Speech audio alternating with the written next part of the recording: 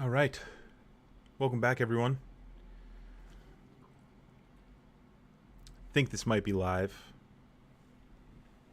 We are getting ready to watch Joe Biden sign the biggest piece of legislation he will probably sign in his first term, and also one of the largest pieces of legislation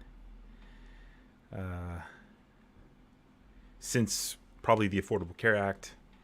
One of the largest pieces of legislation, perhaps in government history. I mean, this is going to be amazing for the next 25 years, 100 years in this country. I mean, this bill could be what makes or breaks our ability to exist in the future, to exist on this planet. This could be the beacon of hope that shows the world, that shows countries like India and China, these massive economies, just how to get it done.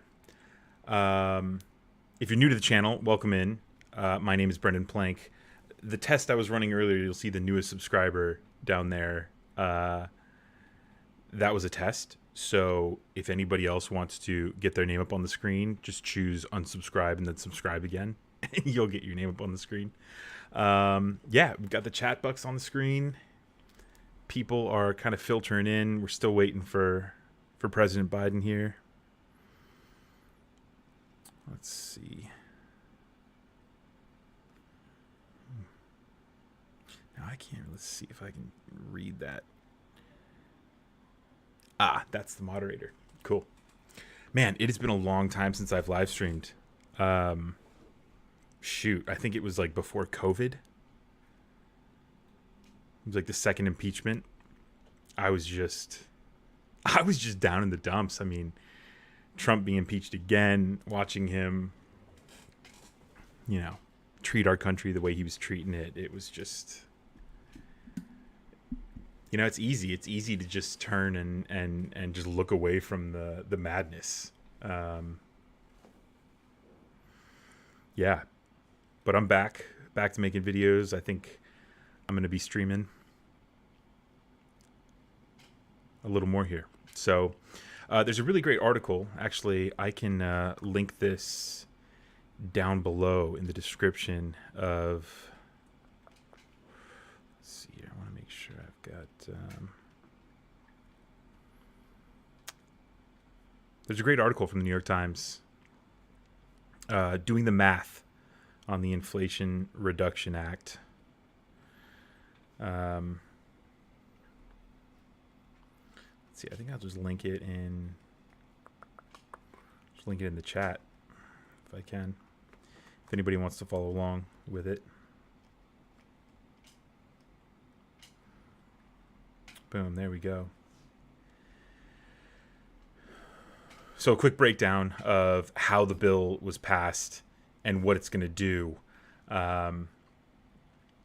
Tax credits to increase production of electricity from renewable or non-carbon sources, $98 billion. And this is over the next 10 years. So $9.8 billion a year for tax credits to increase production of electricity from renewable sources. Tax credits for electrical vehicle purchases. And I'm curious to see what Biden says about this, because this is going to be, I think, the thing that's going to impact people the quickest, right? Is seeing people be able to purchase new electric vehicles at a largely reduced price. That I think is, and for me personally, that's what I'm most excited about. I drive a hybrid, and I was talking to somebody the other day, and they were saying, "Oh, like what do you get? What's the mileage that you get on this? Like 40, 50 miles a gallon?" And my 2015 hybrid. Oh. Ladies and gentlemen, the President of the United States, accompanied by Senate Majority Leader Chuck Schumer and House Majority Whip Jim Clyburn.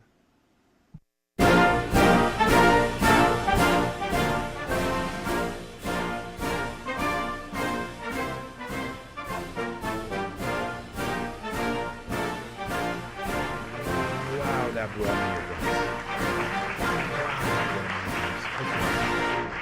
Whew. Apologies about that, guys. Thank you. Please be seated. I'm pleased to be here today on behalf of the United States House of Representatives, where on Friday we delivered a unanimous Democratic vote to pass this Inflation Reduction Act. It was one of the few truly Gotta have historic days some technical in the difficulties 30 with years I've spent your first in stream the back. Congress. It's expected. Mr. President, I want to thank you for your tireless work to add this remarkable legislation to your long and growing list of accomplishments. In just 18 months, often away from public view, your administration has created a record number of jobs. Your American Rescue Plan helped our country overcome a once-in-a-century pandemic. Your Infrastructure and Jobs Act is making historic investments in broadband and to repair and bolster our infrastructure. Your CHIPS and Science Act will strengthen our critical supply chains and give real substance and new meaning to Make It in America. The Inflation Reduction Act you are about to sign will lead to transformative change in this great country. It checks inflation by reducing the deficit by $300 billion over the next decade.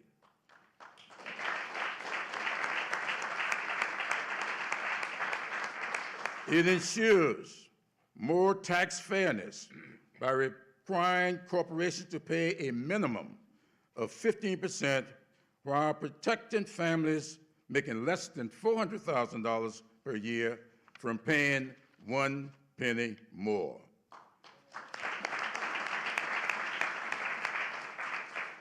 We are called to be good stewards of this planet, and this legislation cuts climate pollution by 40% in just 8 years while building a new, clean energy economy that will make electricity accessible and affordable and create 9 million new jobs.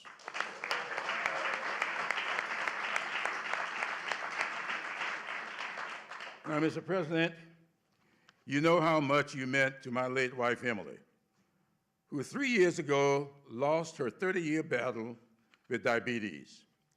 If she were here today, she would be beyond joy celebrating the $35 per month cap on insulin and the $3,000 annual cap on out-of-pocket costs for Medicare patients. She will also rejoice in the 3-year extension for Affordable Care Act subsidies and the authorization of Medicare to negotiate some drug prices.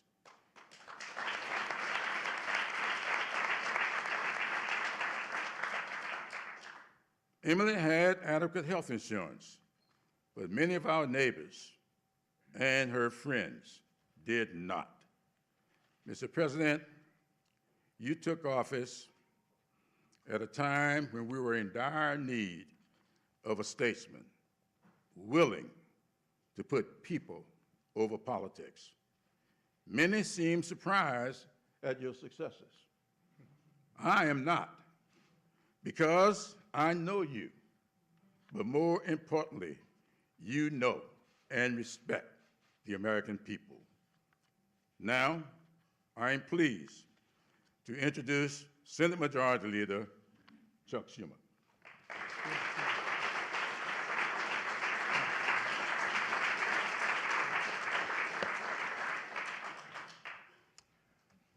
Well, thank you, Representative Clyburn, for that introduction, and I want to thank you, President Biden, for inviting us to the White House today.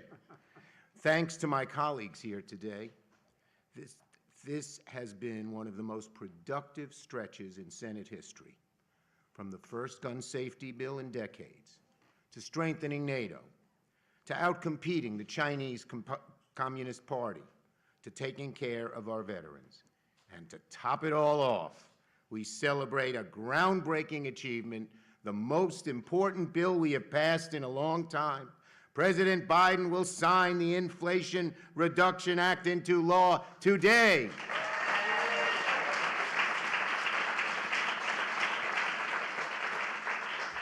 I am confident this bill will endure as one of the greatest legislative feats in decades.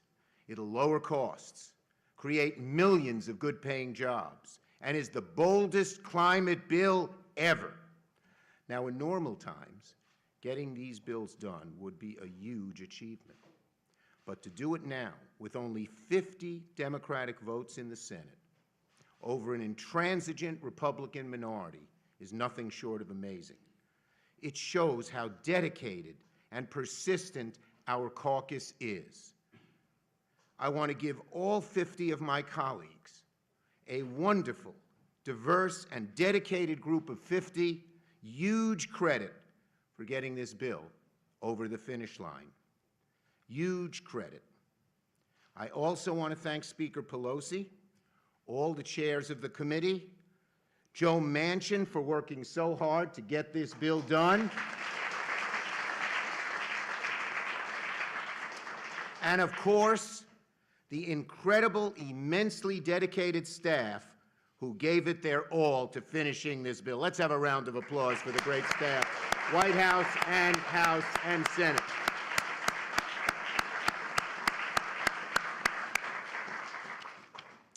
For years, the naysayers said we could never take on the big drug companies and lower the cost of prescription drugs, but now we have.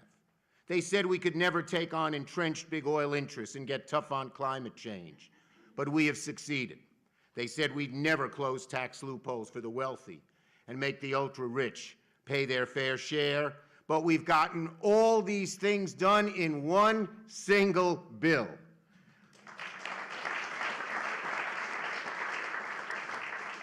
For anyone who thought Washington was broken and couldn't do big things, Democrats have shown real change is possible. If the last 2 months could be summed up in a word, it would be persistence. My dad, who died in November and would have been 99 on Flag Day, taught me a lesson.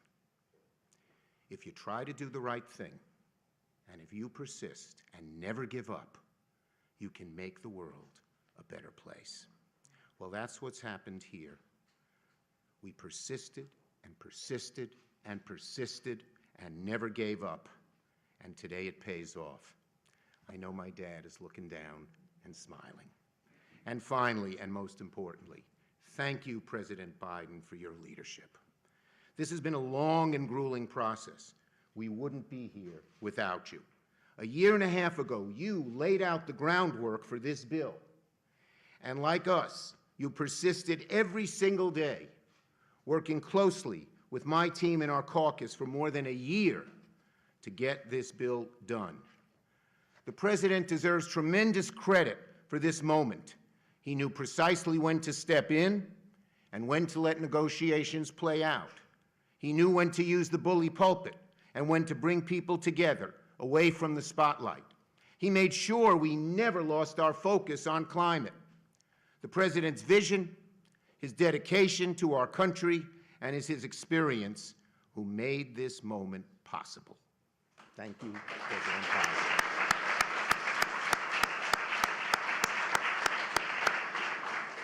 After 4 years of a president who relished creating chaos, Americans are seeing what it looks like to have a president and a Congress that's focused on delivering results that make their lives better. Mr. President, you've restored dignity, respect, and a sense of action back to the Oval Office.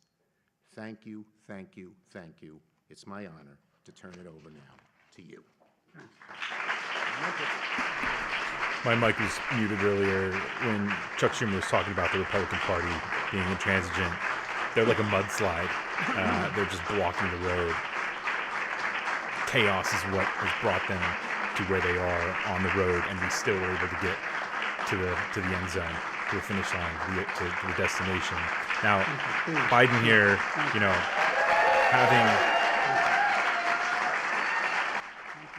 he's not only restoring faith and confidence in the White House, in America, and this is a global. Thank you. This is going to have global impact. Majority Leader Schumer, Chuck, you've been a good friend a long, long time. And Joe, I never had a doubt. Joe had an operation on his shoulder. I just want you to know it wasn't because of anything we did. He's in great shape. And our whip, Mr. Clyburn, you're amazing. And I am reminded often by my staff, were not for you, your wife telling you to endorse me, I wouldn't be standing here. But thank you very, very much. And also Congresswoman Castor and my good friend Frank Pallone, Congressman Pallone. Thank you for your leadership. You know, while they couldn't be here, I especially want to thank Nancy Pelosi, who was instrumental in this law, and Vice President Harris for an incredible work she did. And I'm about to sign the Inflation Reduction Act into law, one of the most significant laws in our history. Let me say from the start, with this law, the American people won and the special interests lost. The American people won and the special interests lost. We're in a session of, for a while, people doubted whether any of that was going to happen.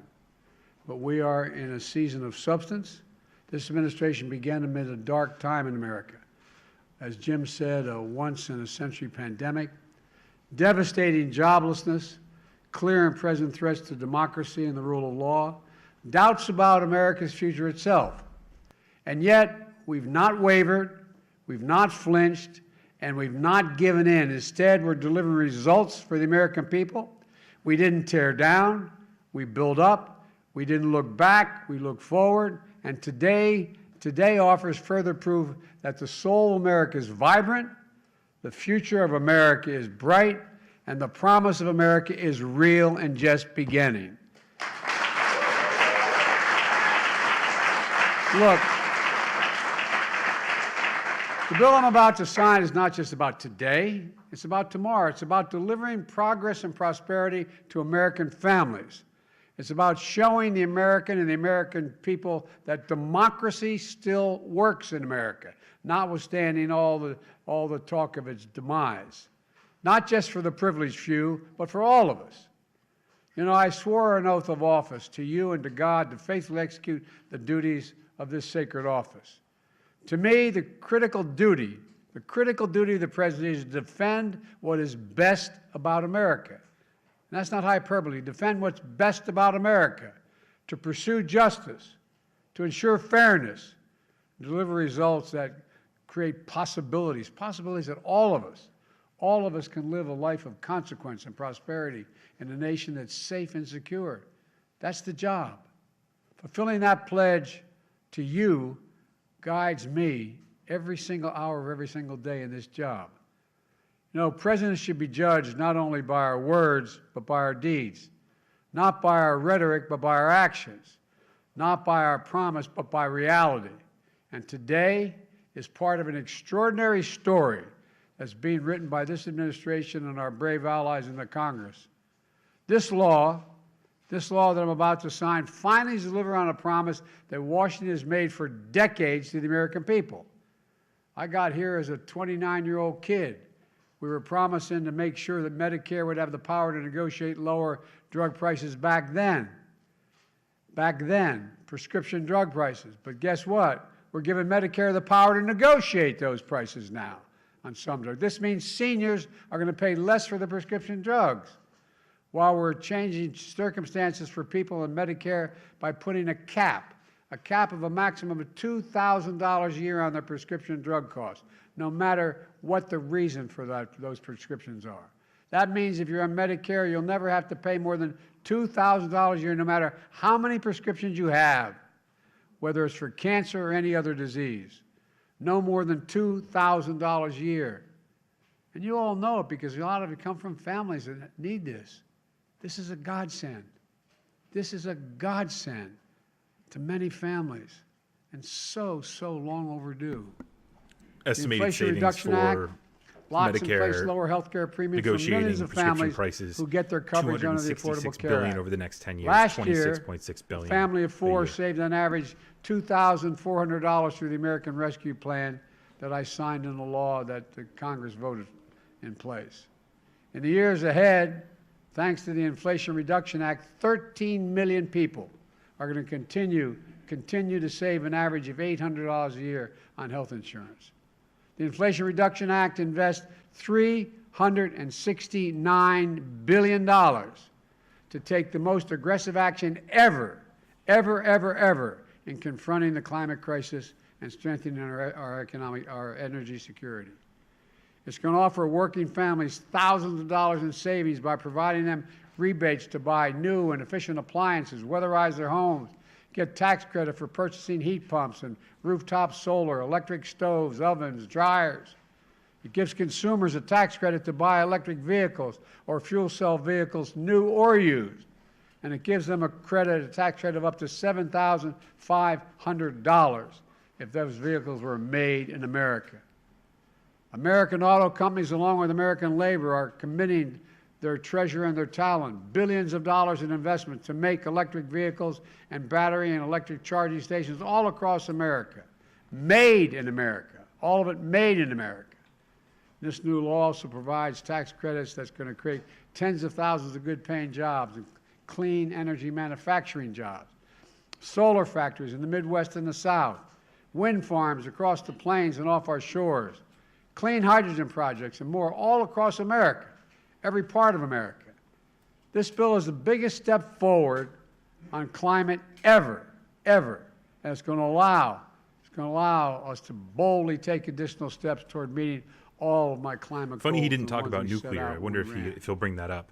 It includes ensuring that we create clean energy opportunities in frontline and fence line communities that have been smothered by the legacy of pollution, and fight environmental injustice that's been going on for so long.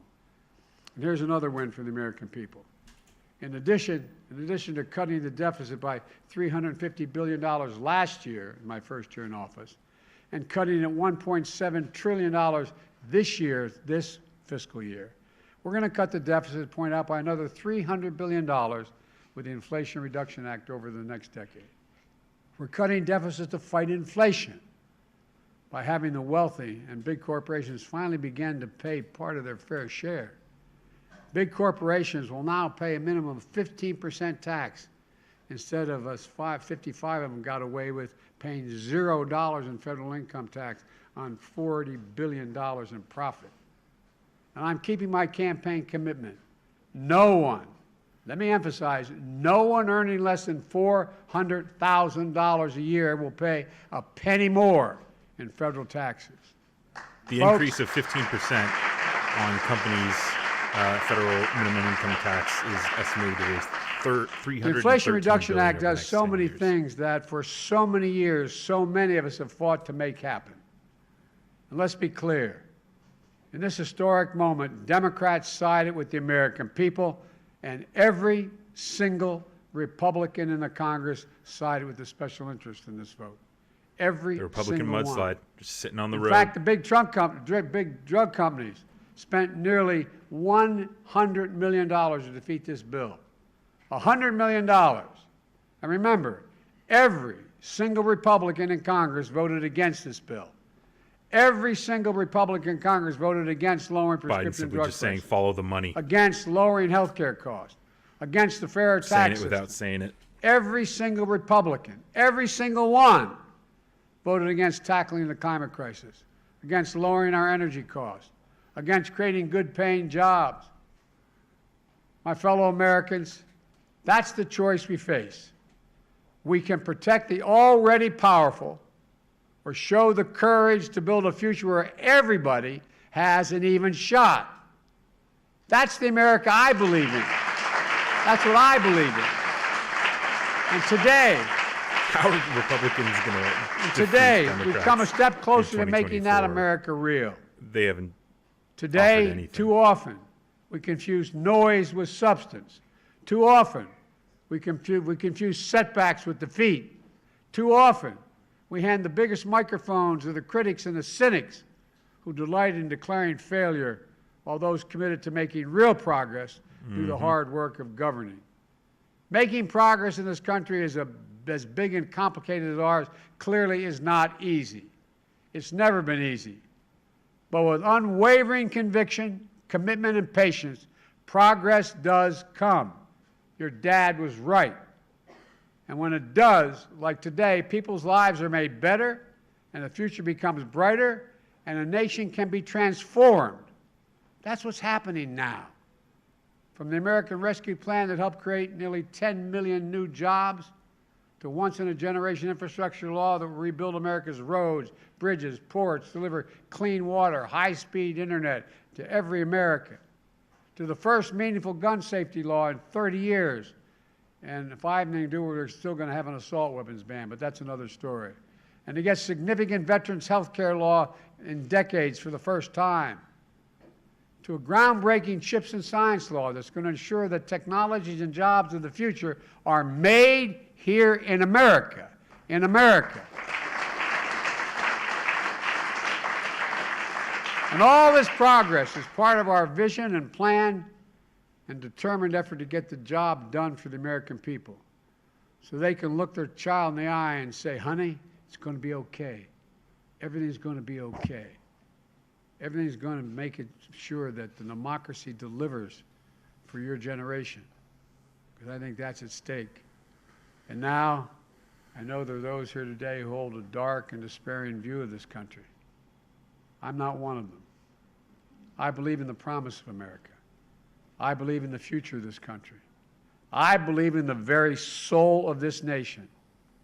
And most of all, I believe in you, the American people. I believe to my core, there isn't a single thing this country cannot do when we put our mind to it. We just have to remember who we are. We are the United States of America. There's nothing beyond our capacity. That's why so many foreign companies decide to invest or make chips in America. Billions of dollars. We're the best. We have to believe in ourselves again. And now, I'm going to take action that I've been looking forward to doing for 18 months. I'm going to sign the Inflation Reduction Act. So I was going to ask pose a question to you guys in the comments. You know, after this, what big thing do you think Joe Biden will tackle next? Do you think it'll be the Supreme Court? Do you think it'll be guns? And I think we got a little bit of our answer there with Biden talking about an assault rifles ban and talking about how that's something to talk about for another time. But the way he ends that speech, talking about looking your kids in the eye and saying that they're going to be okay, man, if my kid was going to school and I had to look them in the eye every day and watch them walk out that door, and I think it's unfortunate, and as Joe mentioned at the ceremony, he got his name on the bill for choosing to kind of amazing what politics is.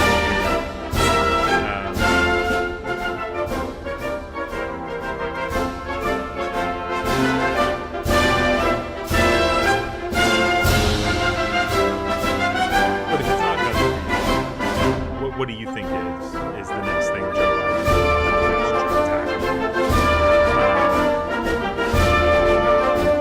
Yeah, I'm not going to talk anymore. I'm just going to lower this a little bit.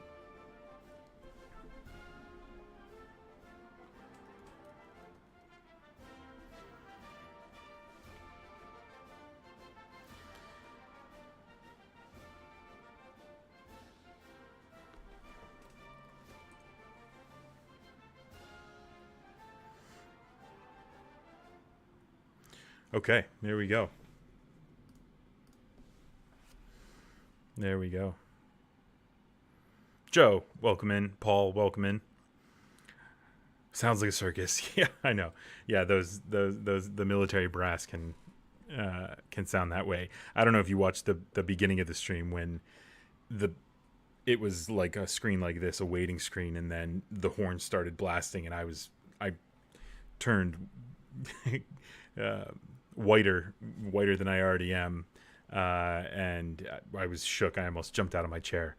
But I mean, that's kind of the question, right? Is what comes next for Democrats, and I think the answer to that has to be guns, and that's something that's perilous, kind of walking into the presidential election when you have something that amps up, the right, like the topic of guns does.